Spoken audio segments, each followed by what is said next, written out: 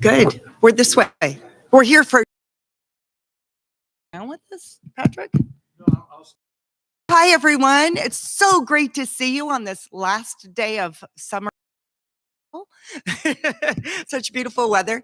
I'm Sheri McMahan. I'm the university president for Eastern Washington. So great to have you here. No, thank you. Thank you for coming here. We're so delighted. We have now branded ourselves, gone through a rebranding as the region's Polytechnic, because we believe that our students should have an applied learning or experiential learning opportunity when they go to college. And so we're moving towards that. We're doing a lot of launching a campaign that kicks off on Friday. So we're very excited about that and hoping to help fund some of those stipends for internships, because, a lot of our students are first generation, they have to work. And so if we could give them an opportunity to provide a stipend, and then they can choose that internship, and it would help them immensely throughout their career. We have great data on students that do internships and their success. So we are moving in that direction, and we're really, really excited about this. So without further ado, I am going to turn it over to Dr. Patrick Jones, our director of the Institute for Public Policy, and please welcome him. Thank you.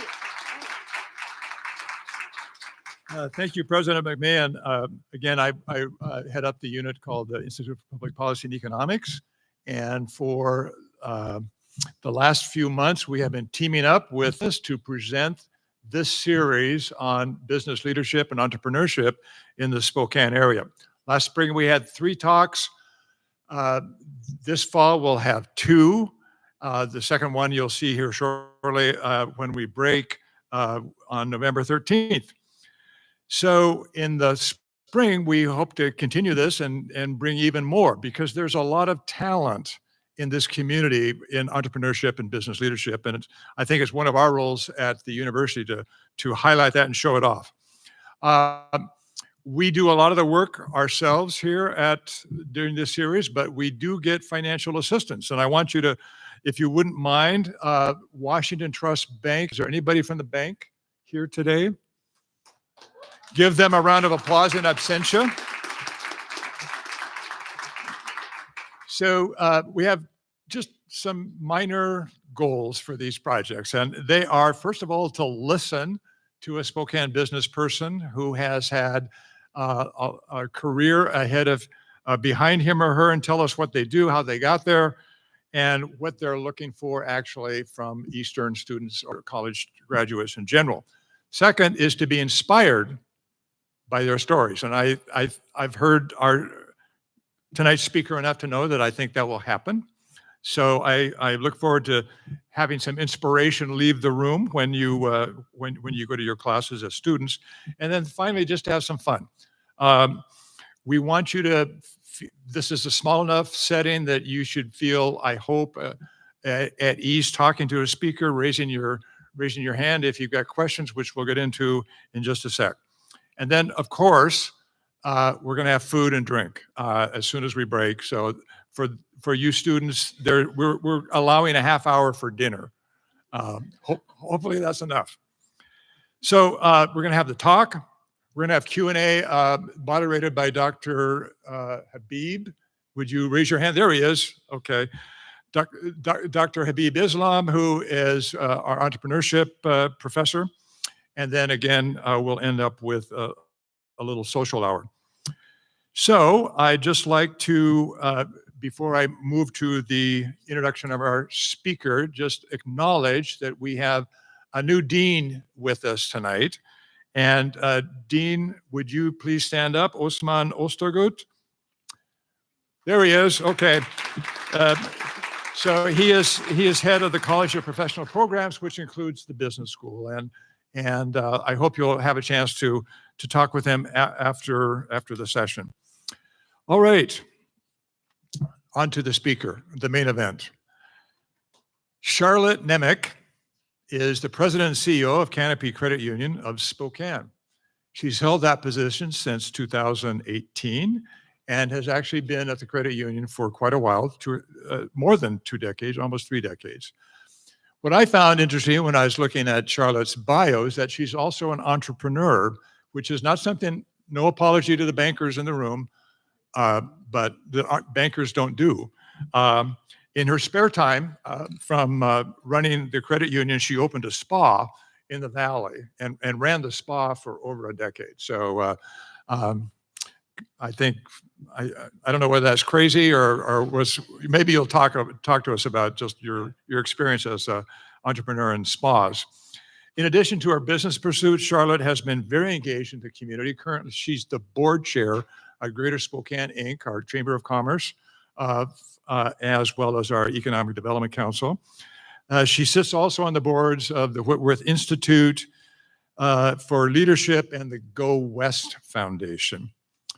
Now, you'll hear a bit about this, but I'll just point out that she holds a bachelor's degree in economics from University of Montana, but most of the coursework was done when she was an Eagle. So we like that. Charlotte is married to her husband, Sean. They have one daughter, an Eastern alumna who is currently living and working in London. So, Charlotte, the floor is yours, and come on up to the stage right around here.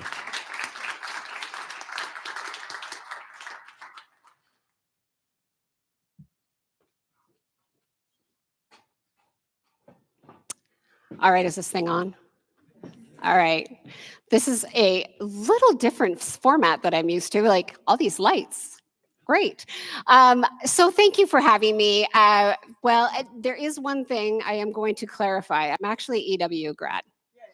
So University of Montana I grew up in Montana.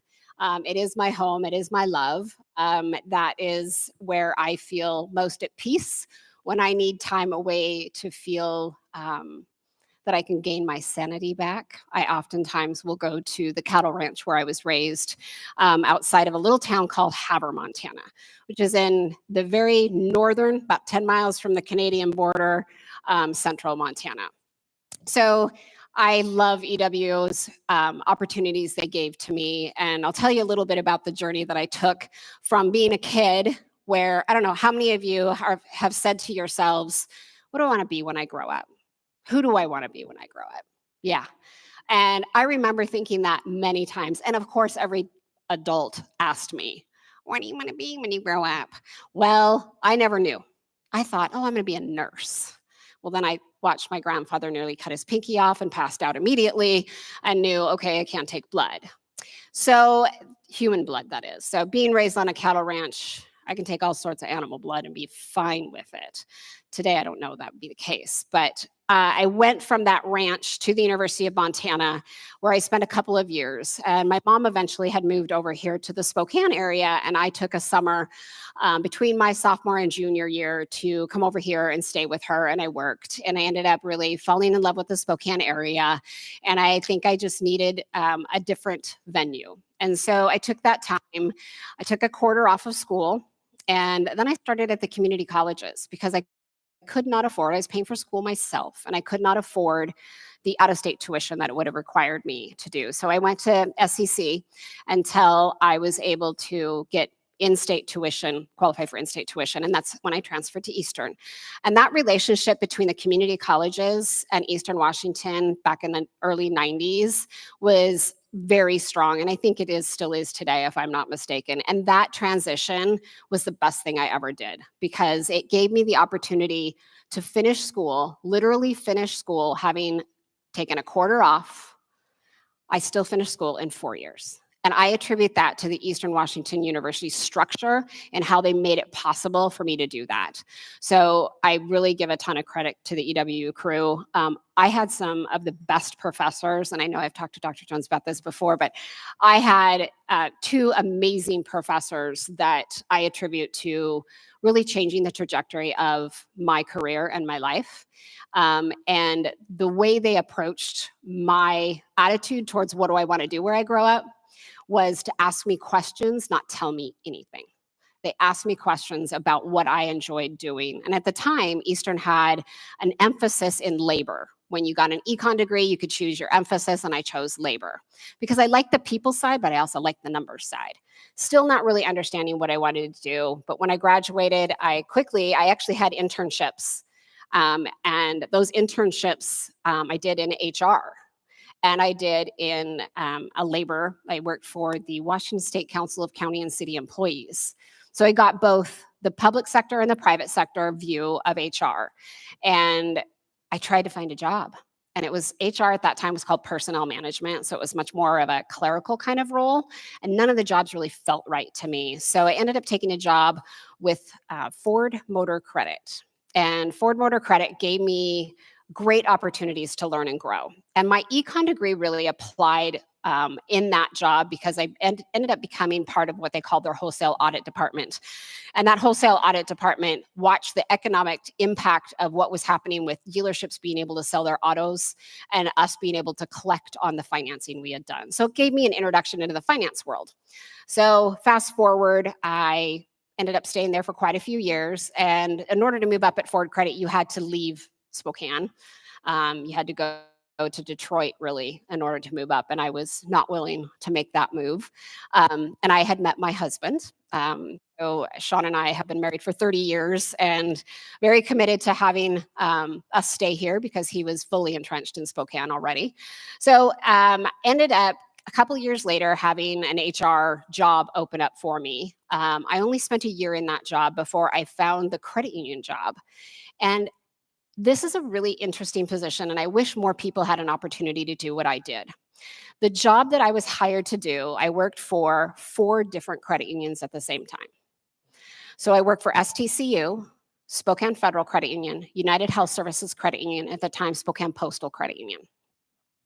And I was hired to do HR work for all 4 of them. So what that gave me was this huge insight into culture and how things worked internally in a way that was really insightful. And imagine as a student, can you imagine if you had the chance to test run your employer? Like, that's what I got to do. I got to do a test run of where I wanted to work. And it turned out I had a child 2 years into that job, and it turned out that the smaller credit unions were in need more of my services, and the larger credit union at the time was STCU, needed someone to be there full-time. And I wanted to work part-time and still be a mom. So I got the absolute wonderful fortune of being able to work part-time until my daughter was in 1st grade. And that was granted to me because these smaller credit unions didn't need that full-time help. And so I'm so blessed to say that it gave me the in as well to say, what job do I want to do? So I really was able to find opportunities to educate myself further within the credit union movement. And again, credit unions are notorious for developing people and developing them well. And so I was privy to that, and I got to go to some really exclusive schools that required a lot of commitment from my family, because I had to be away from home in order to go to these schools. And it gave me a really great insight in how the backside of the credit union runs. Yes, the front side I understood. I understood what a teller did. I understood what a loan officer did. I understood what new accounts looked like. I understood very little of the accounting and finance side of it. Even though I was an econ major, I didn't have that emphasis. So I had the chance in this one particular school, to really learn the financial side of the credit union industry. And it really then trajected me into being able to be promoted. So I became a vice president in 2004.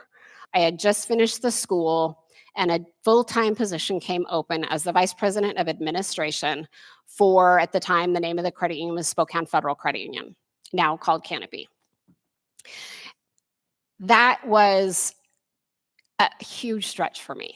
So all the students that are sitting in this room and the professionals probably know and understand that in order for you to grow, you have to do things that really make you uncomfortable, and that you don't quite know, is this possible? Am I really capable of doing this? And that job included, I not only took over a head of HR, but it also included marketing. And I had no clue what I was doing. None.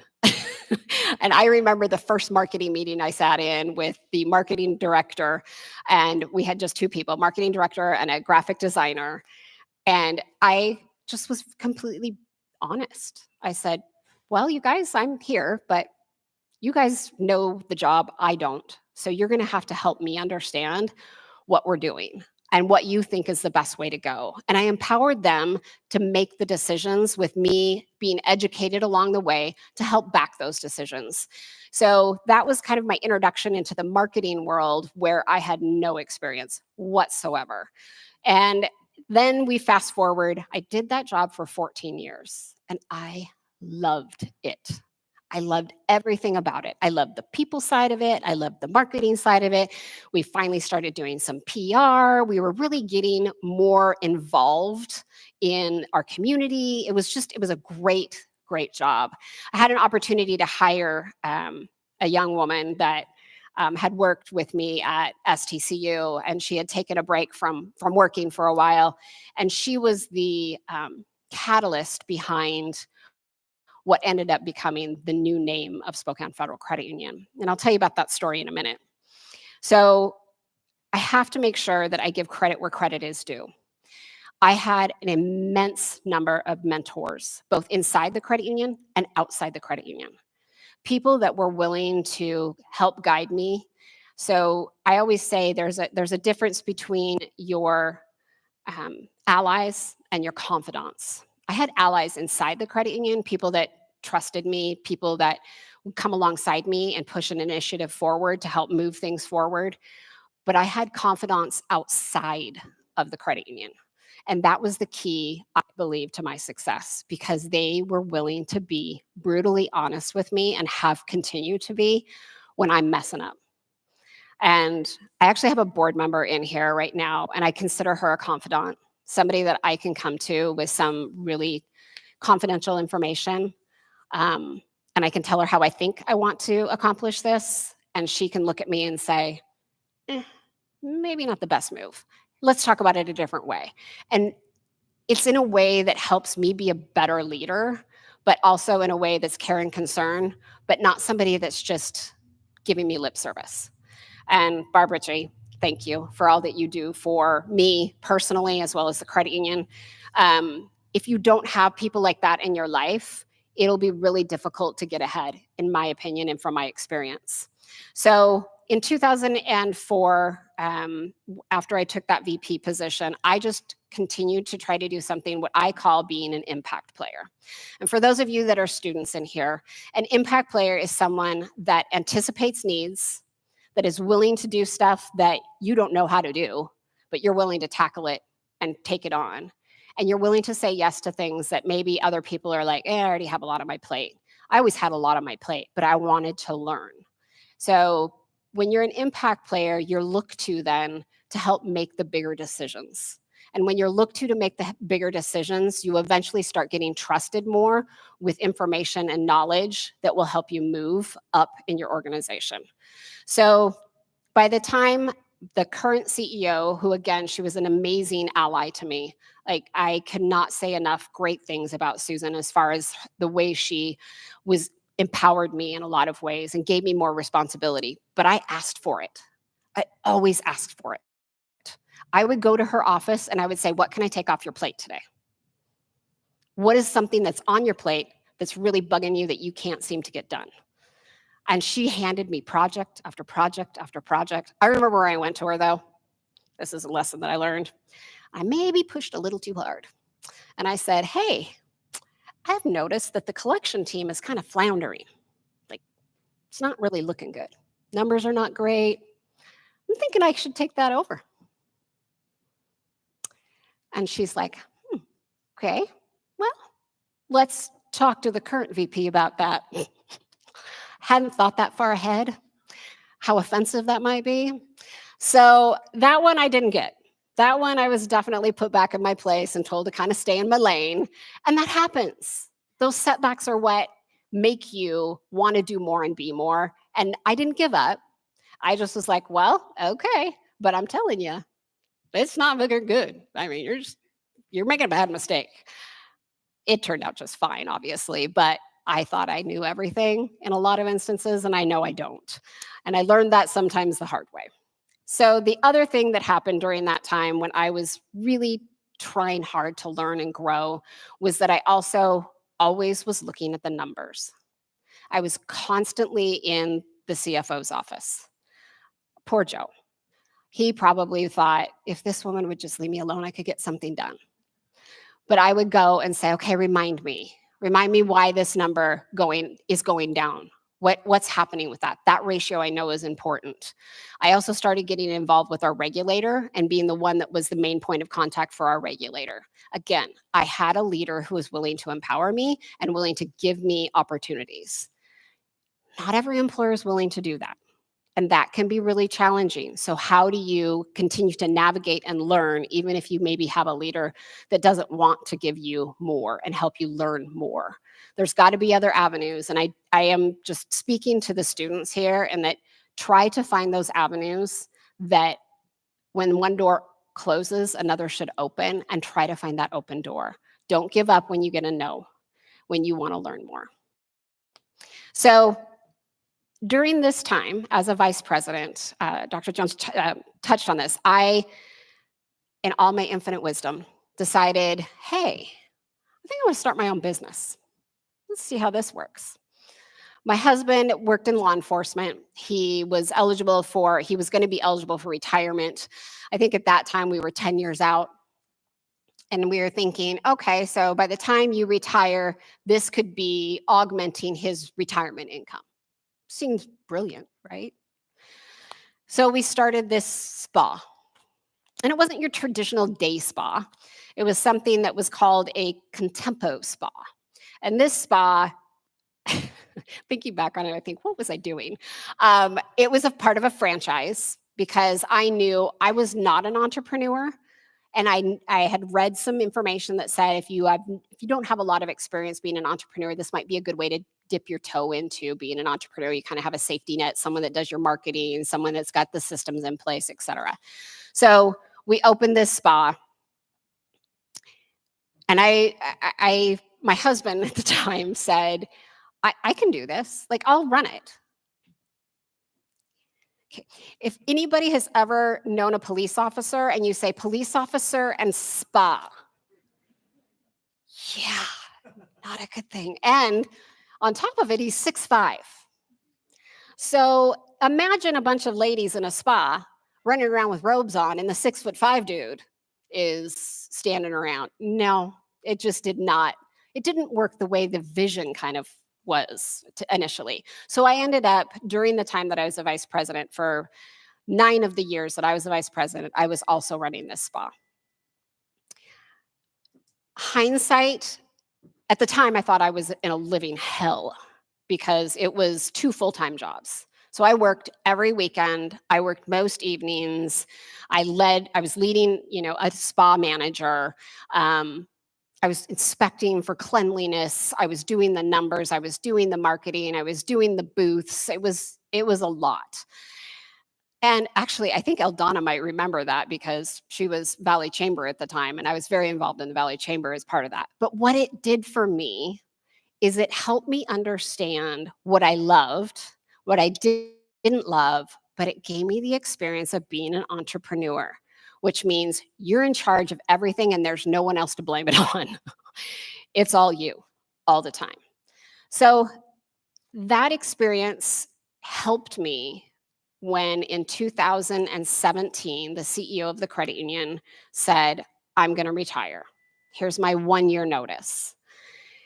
And I had not contemplated being the CEO until about 2 or 3 years prior to that.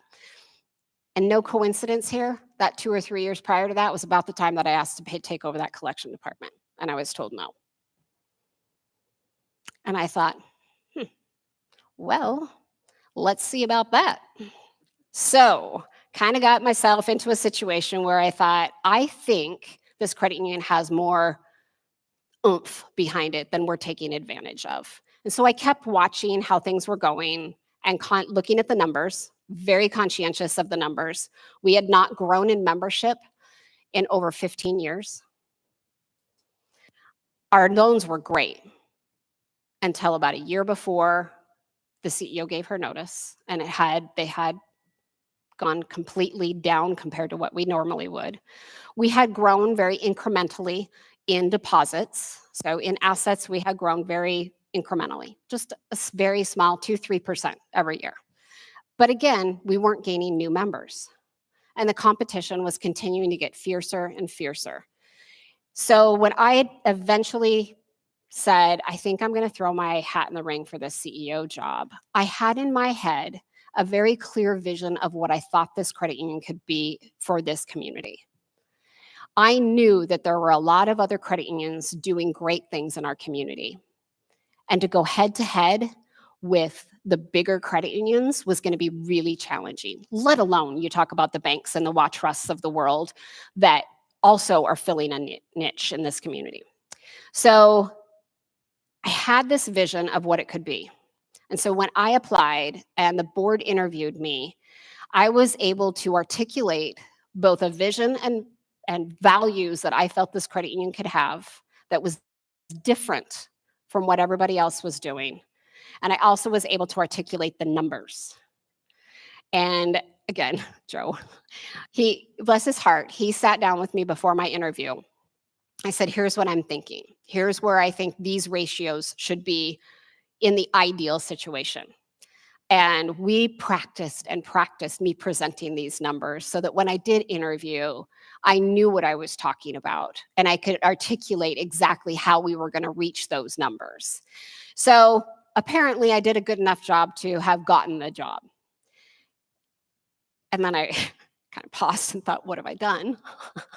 Because I wasn't sure that I could do it. I was scared out of my mind. And still today, I question it at times. I still today sometimes wonder, am I doing the right thing for our members, for our staff, for this community? Because those are the three things that are my why for getting up in the morning and going to work every day. Is, am I creating an atmosphere where our staff feel cared for and valued, that they will then pass that care and value on to our members, which then will be passed on to our community. And that's my why.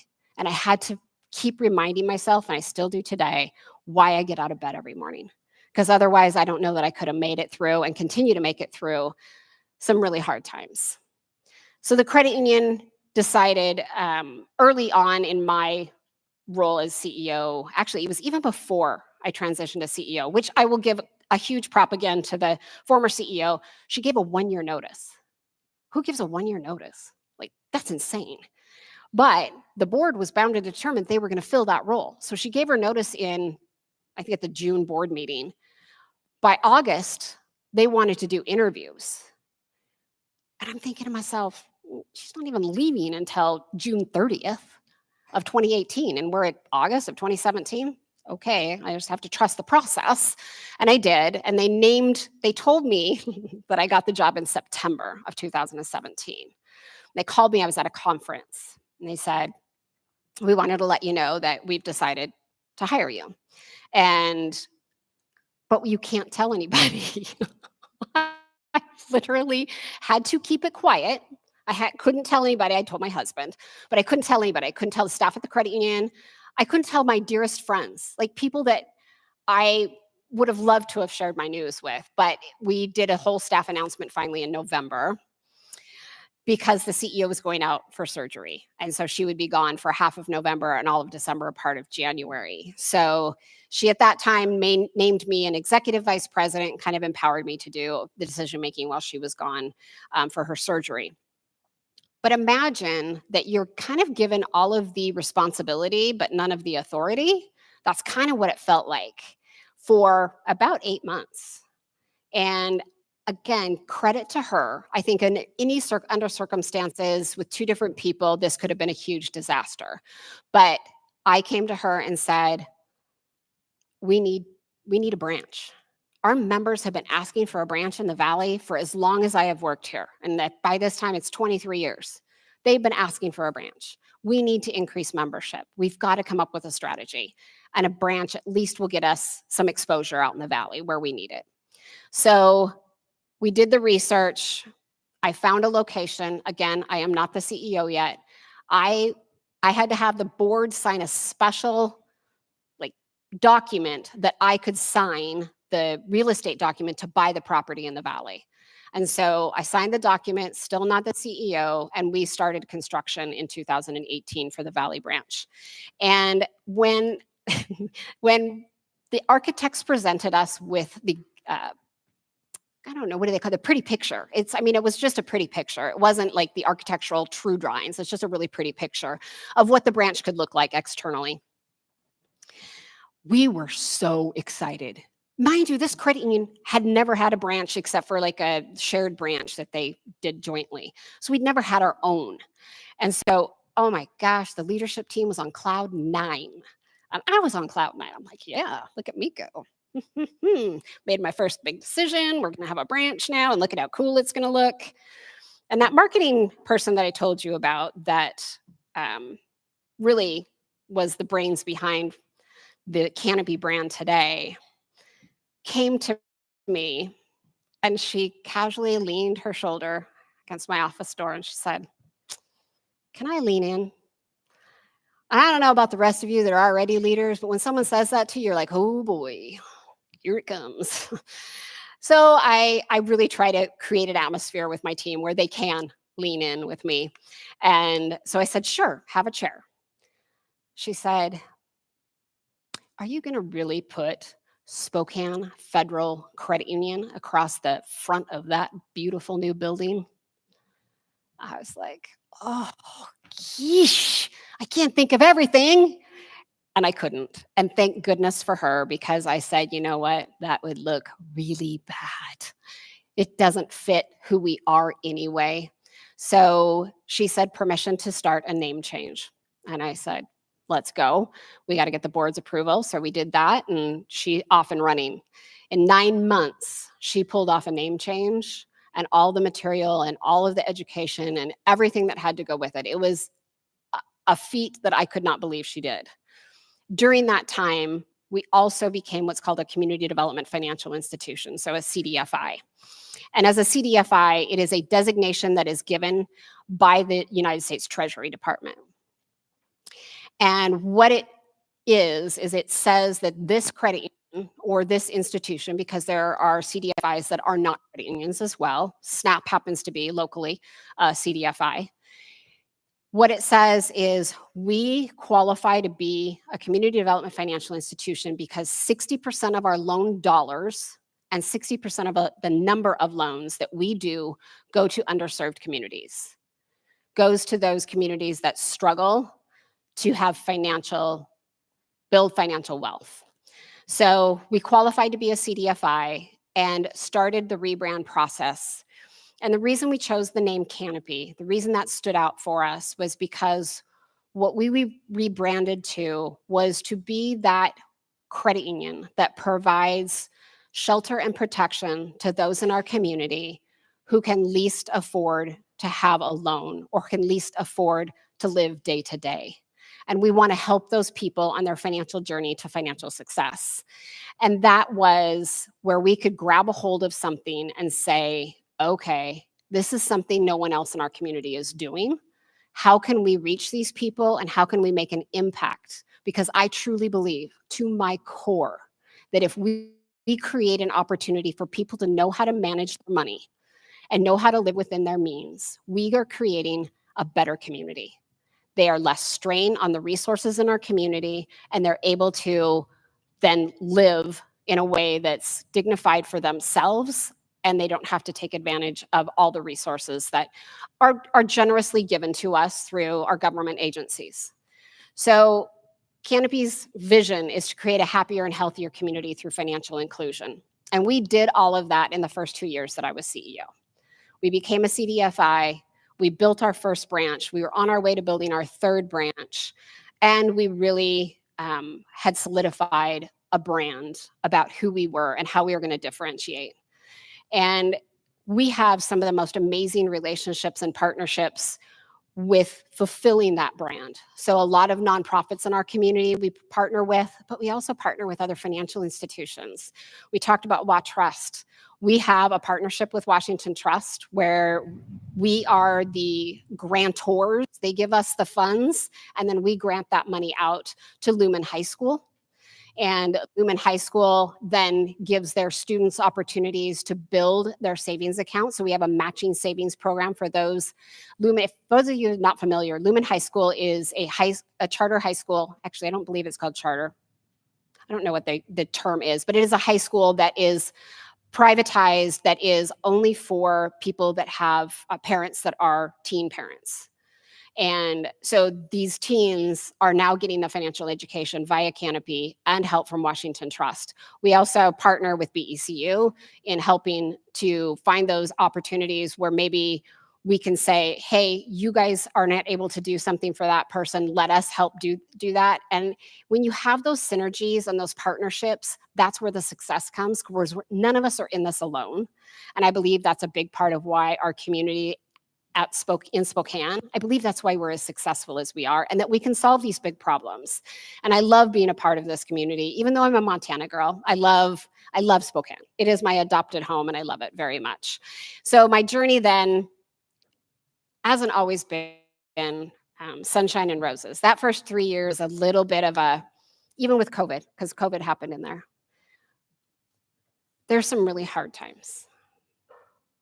And I think one of the things that I have learned in the time of being the one that has the pressure, all of it lands here.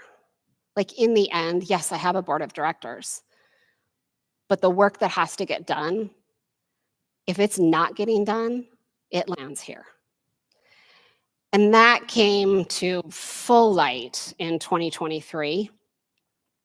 I tell this story and I get choked up about it, so I'll try not to get choked up. But in 2023, my team, I have a great PR team, they nominated me for an award. It was a national award for credit unions under 500 million in assets. And I know that number probably means nothing to you, but it is something in credit union land. So national award, they nominated me for, under 500 million in assets, CEO of the year. And I won.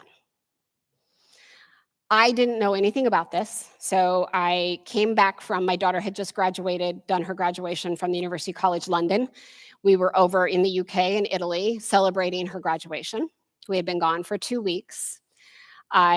First day back at work, I'm driving down to the credit union and I'm like, that's my husband.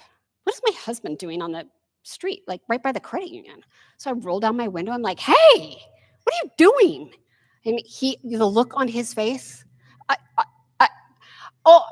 I'm meeting my boss. What? Yeah, he's never been to Riverfront Park. Okay.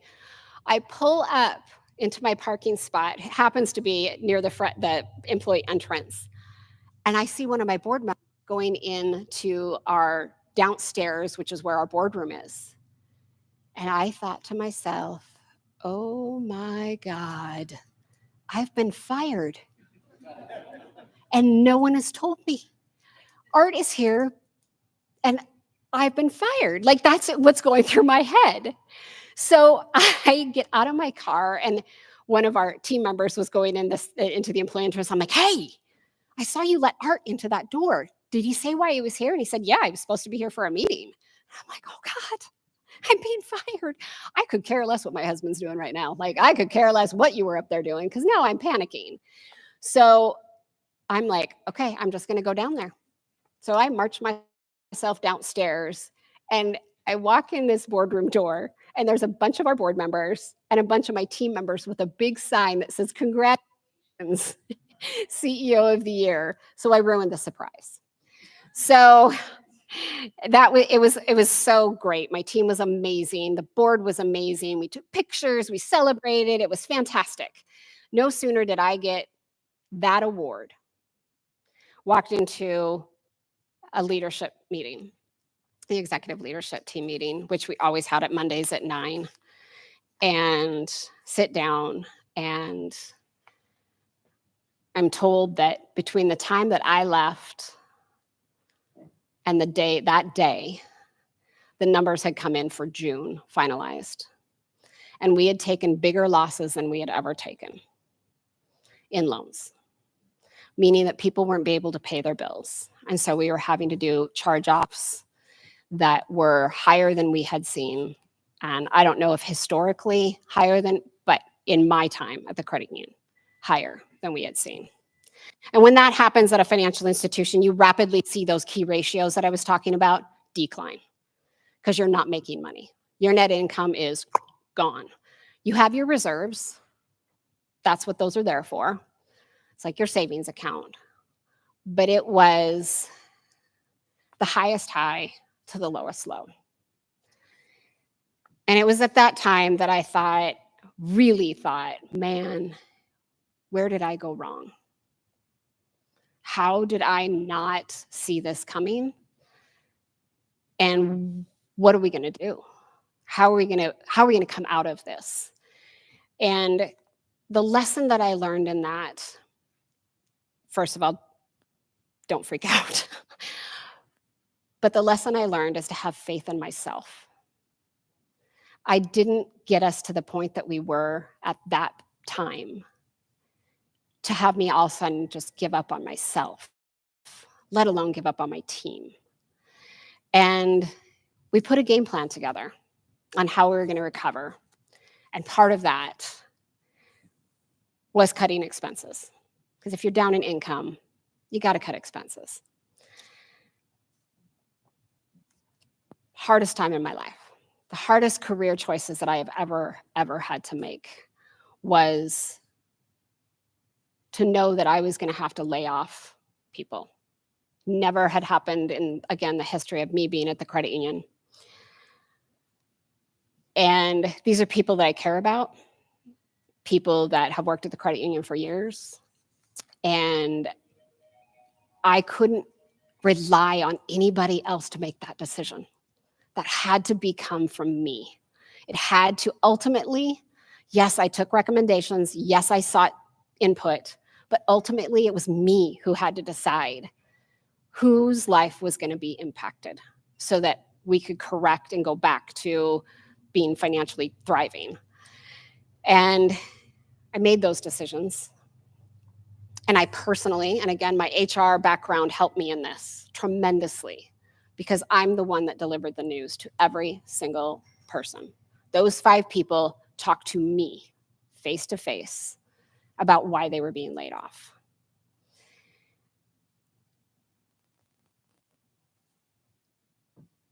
One of the people had worked there for quite some time. I had hired her when I was in HR.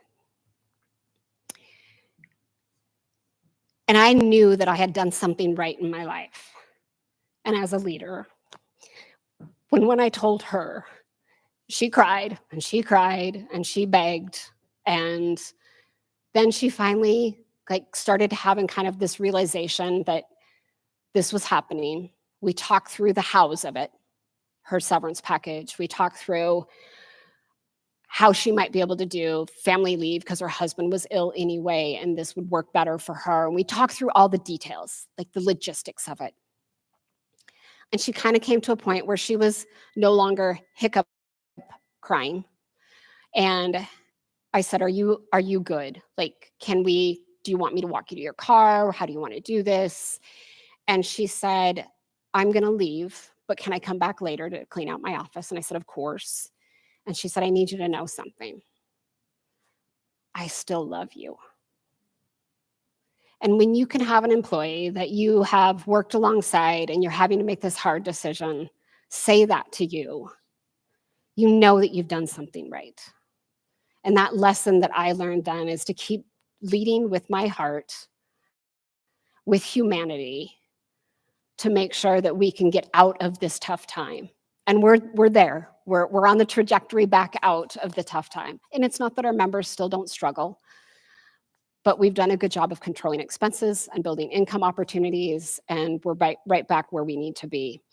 So it takes time and grit and determination when the chips are down. But the message to myself was, don't give up on yourself. Don't give up on yourself, because the trajectory out of it has to be just as impactful as the trajectory that you took that made it successful. I make sure I get everything. So those are a couple of the lessons. I think the accomplishments, I will just tell you, the accomplishment that I feel is the biggest is having team members that are so committed to a mission and vision that we just did an exercise on Monday, actually. We had a training that we did internally, and everybody was asked to write their personal why statement. And they all went around the room and read them. And this was not leadership. We're talking loan officers, member advocates, collection people, and every single one of them had some variation of why they come to work every day. And it all included helping people have financial success. No matter if you make minimum wage or you're a millionaire. And it was the best feeling to know that we are doing the right thing by our team and by our community. So that's my story. Thank you, Charlotte, for not a story, but a book of stories. And now we're going to have Professor Islam join us on the stage. And Professor Islam has some prepared questions for Charlotte. And then we want to open it up to the floor after about 5 or 10 minutes. And don't forget, we have food and drink ready for all of us in about 20 minutes, 25 minutes. So, Habib, Mr. Questionnaire and Moderator, take it away. So that was an awesome speech. I loved it. Thank you. I learned a lot from it. So I have some questions that I sort of pre-prepared for you. Wish we had more time to do have more questions. So the first question I wanted to ask you is the statement that you finished with, which is, how empathy is one of the more important things in leadership. So you started in Canopy in 1985, Yeah. and you became CEO in 2018. So what are some of the key insights alongside empathy that you learned helped you become the leader that you are today? Oh, I think the biggest insight I have is to listen to others and to take advice and feedback in the best way I possibly can. One of my triggers, my kryptonite is what I call it, is disappointing others and perfectionism. So letting go of those things is one of the hardest things for me to do, because you're bound to let somebody down, and nobody is perfect. I have to tell myself all the time that. So listening to others when they tell me what I could be doing better or differently, and understanding I don't have to be perfect, and that's okay, that feedback is legitimate and good for me. And then the other thing that really I think is hard for anybody. I mean, if you're not a leader, it doesn't matter. I think hearing someone come to you and say, this isn't what I envisioned for the credit union, or what I envisioned for myself, or I'm disappointed in, or that level of openness, I think, is the key to this. So being open to hearing even the worst news has been hard lesson learned, because I have learned it the hard way. I have had instances where I've had an employee in particular that gave me some feedback in a way that I felt was really disrespectful. And whether or not that feedback was disrespectful or not, in my opinion, it was still feedback. And all feedback provides you with knowledge and information to move forward and do better. And taking it in without it being, I am flawed and unperfect, and I shouldn't be doing this, like throwing the baby out with the bathwater, old saying. I think those, really taking the feedback of people that have been there, done that, and then also opening the door to having people give you feedback. And that is, so I try really hard, like with my marketing director who said, are you really going to put Spokane Federal Credit Union across the top of that pretty building? Thank goodness that we had created an atmosphere that she felt that she could come in and question me. Because otherwise, what would that look like today? We wouldn't be who we are. Thanks, Barb. It wouldn't look good. It wouldn't be what it is today. And, so every opportunity to listen and make sure people feel empowered to come and talk to you is, I think, the key. That's great. Thanks. So you mentioned you are engaged in multiple community sort of engagement activities and partnerships. You mentioned one with the high school. Is there any other community engagement activities that you are proud of that you want to highlight? Yeah. So we have a full-time financial coach. Her job is just to do financial coaching, both internally, so with members face-to-face, but also out in the community with our nonprofit partners. I'm very proud of the fact that right now Canopy is teaching financial coaching to our nonprofit partners, and we're teaching it in 6 different languages. So that comes from across a whole bunch of different nonprofits. Thrive is one of them, but there are a bunch of others that we look to that we do translated workshops in. And I think that the immigrant population here in Spokane, there's a lot of that coming into our area and helping them transition and to feel like they have an ally in their financial institution. For somebody that doesn't know anything about the United States, banking world. I'm really proud of my team for having created those relationships and putting on those workshops and making sure that we are reaching those people that are a lot of unreachable through those partnerships. That's awesome. Yeah. So I have one more question that I think my students might get some insights out of, and then I will open up to the students for questions. So we have been, as a society, more democratized in terms of our how we finance and how we invest more than any time in our history, right? So you can have a Robinhood account, you can open up a SoFi account and have your like savings accounts up there.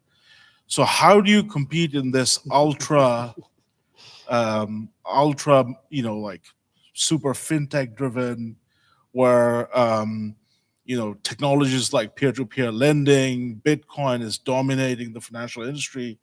How do a small credit union like you sort of compete with these leaps in technology and then things of such nature? Yeah, that's a great question. And it's one that we ask ourselves all the time. How do we compete? And my answer consistently is we compete by staying true to our niche. So we want to attract people that believe in what we're doing in our community. So people that have money, that want to support an organization that believes in what we're doing by creating a happier and healthier community through financial inclusion. Financial inclusion is the key to that, and making sure that everybody has a warm and welcoming place where their story matters and their credit score doesn't tell the whole story, and that other people that have the money that maybe are doing some of that more trading and Bitcoin and all of that say, yes, I can do that. And I can still be a part of a community financial institution that cares deeply about creating an atmosphere within their 4 walls and in the community where people feel welcomed to do and not judged on their credit score. Excellent, thank you. And I'll open up to students for questions. Please raise your hand if you have a question and someone will bring you a mic.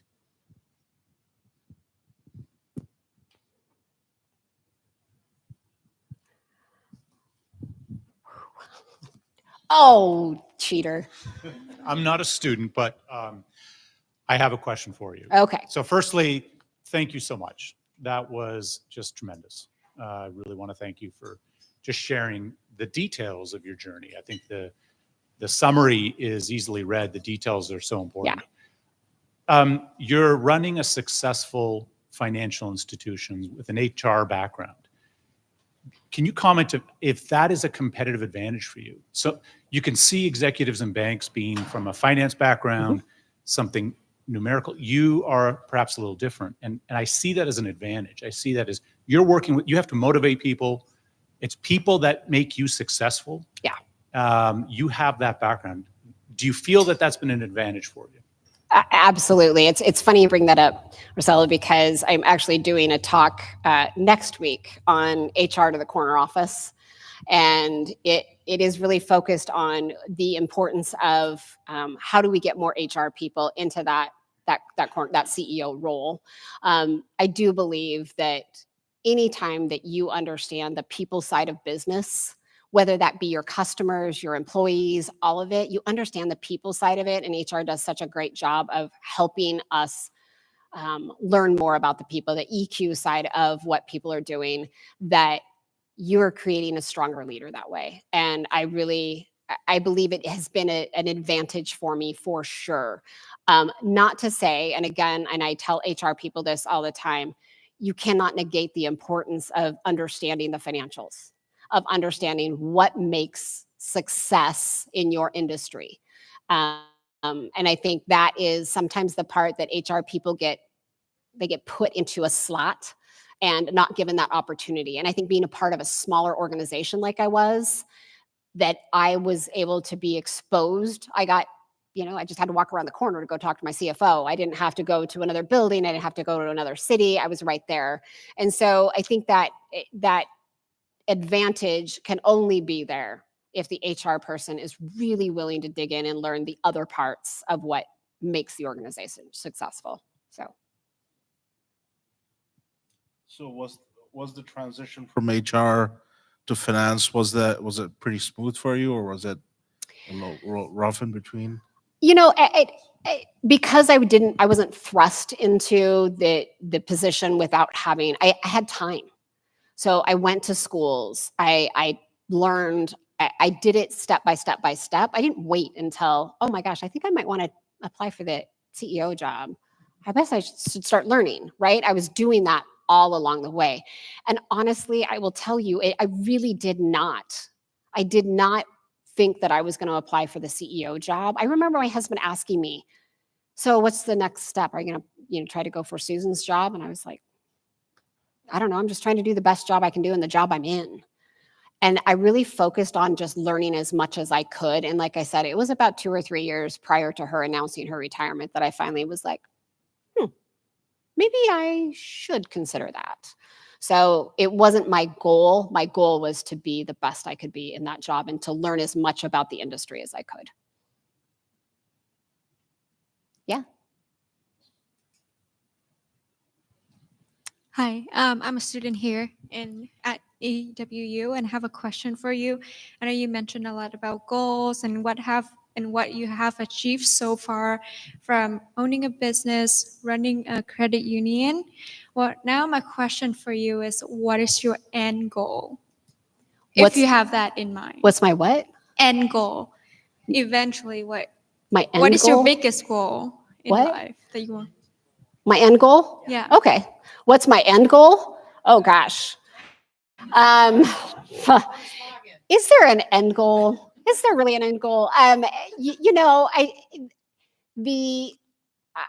honestly want to see my organization be successful, and when I am ready to move on to retirement, that I'm able to hand over to the next generation who's going to have even better ideas and more progressive thoughts and be able to keep up with the fintechs and understand that technology is the key to this.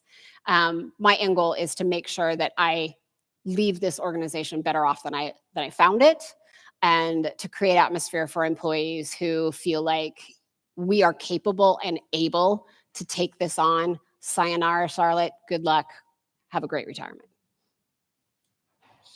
So the end goal is more important, or do you think the journey is more important that you take it? Oh, geez. You know, it is funny that you bring this up because I just had this conversation. I have this tendency over the last several years, and I think once you're into your 50s, maybe this happens. I end every day and I turn out my light and I do a big inhale and exhale. And I don't know why my husband continues to ask me, but he's like, "What's the big sigh about?" And my response is, this is another day that I will never get back. This is another day that's now behind me. And I want to make sure that every day that I go into the new day thinking about what can I do today to make a difference. So I think the journey for me is the most important, with hopefully the journey ending with that end goal being accomplished. But I have been getting more and more philosophical about those days that are going by so quickly and really living into each day and making an impact as much as I can every day that I show up, whether that be for my family or for my team or for the community. Yeah. Hi,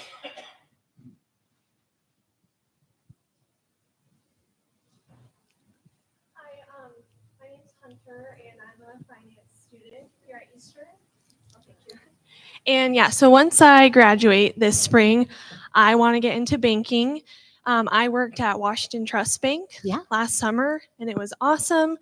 And like one of the main things that Washington Trust really values is the culture of their company. You know, at a smaller bank as compared to maybe bigger corporate banks. So I just was curious with credit unions and with Canopy Credit Union, what would you say is kind of the culture of your company? It's a great question. And I think I kind of touched on that. So one of our key core values is curiosity is welcome. We really believe in having every team member, doesn't matter at what level you are, and I've got a team member here, to really ask questions, get curious, and curious about how we can do things different and better. And that then accompanies what we talked about earlier, which was making sure that you're open to hearing that feedback, that you are not so married to how it's always been done, or we've never done it that way. And so that culture is a lot of creativity, a lot of back and forth dialogue. I have some really smart and talented people that work for us that every day, I will tell you, I've got one in particular that will come and give me some ideas. And I sit there and think, am I just stupid? I don't think I know what he's talking about. And so I will have to ask the question like, okay, slow it down, Cordine. Like, repeat that for me. Like, what are you thinking we should do? And I think by doing that, it creates opportunities for us to be better every day. So I think the culture is really around, and we also like to have a lot of fun. I will be the first one that says anything food related, game related, you know, let's have a competition we play bingo on our chat. Like it's a ridiculous back and forth. Like I think to myself sometimes, are members getting served people? You're playing bingo. What are you doing? But it's an atmosphere of a lot of fun, a lot of curiosity. And it's really one of those things where I hear laughter. When I hear laughter when I walk out of my office, I'm like, yes, that's what we want. We want people laughing and enjoying their day.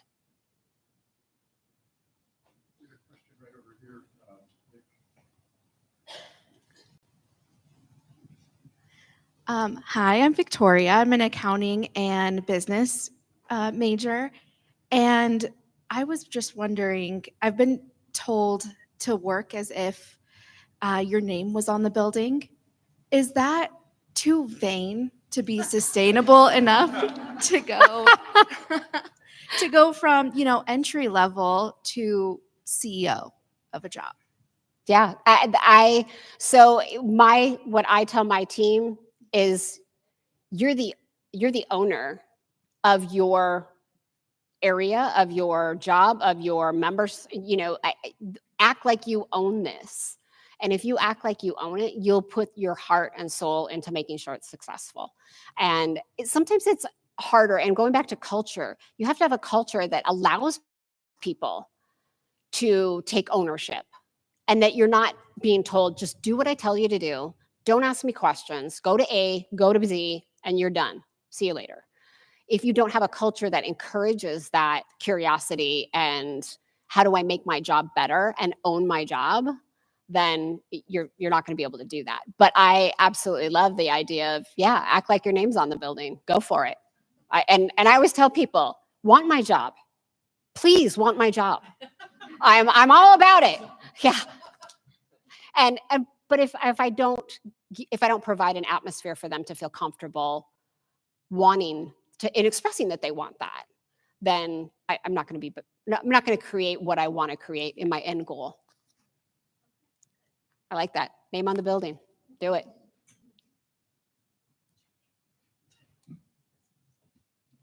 More questions, please.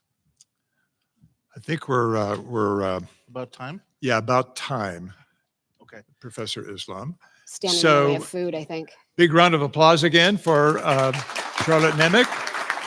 Thank you, Professor Islam, for doing that. And Charlotte, please stay there just a sec. We got something coming up for you. Oh, shut up. Dr. Pascal has Oh, Dr. some- Pascal. some good stuff.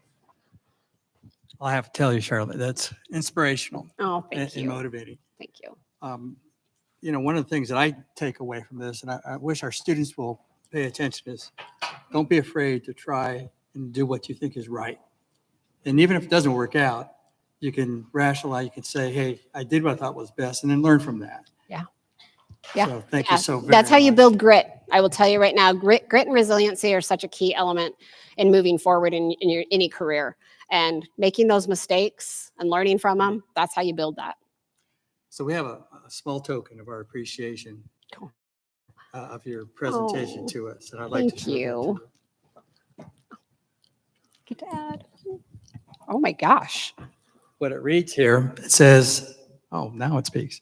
Distinguished speaker Charlotte Nemec, in recognition for your outstanding presentation at the EWU Business Leaders and Entrepreneurial Series. Comes from the School of Business. Thank you so very much. Appreciate it.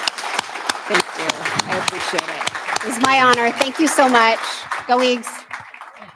So before everyone breaks right now, I just want to say that there will be this talk posted along with the Q&A on the Business School's YouTube Thank channel. you. I don't know, Nick, how long that will take, but a week or two? No. Okay, so if you'd like to go back and hear some of the things that Charlotte talked about, it'll be on YouTube. So now's the time for mingling. And those of you who are students in the group, I know you don't have business cards, but pretend like you do. And when you talk to somebody from the community, just introduce yourself and see if you can strike up a good conversation. So thanks everyone for attending. Thanks for Washington Trust for their lead sponsorship of this series. And don't forget, November 13th, we're going to have one more of these before Christmas. Richard Dennedy talking about being a startup leader in Spokane. So food is at the entrance, and enjoy the rest of the evening. Thank you for coming.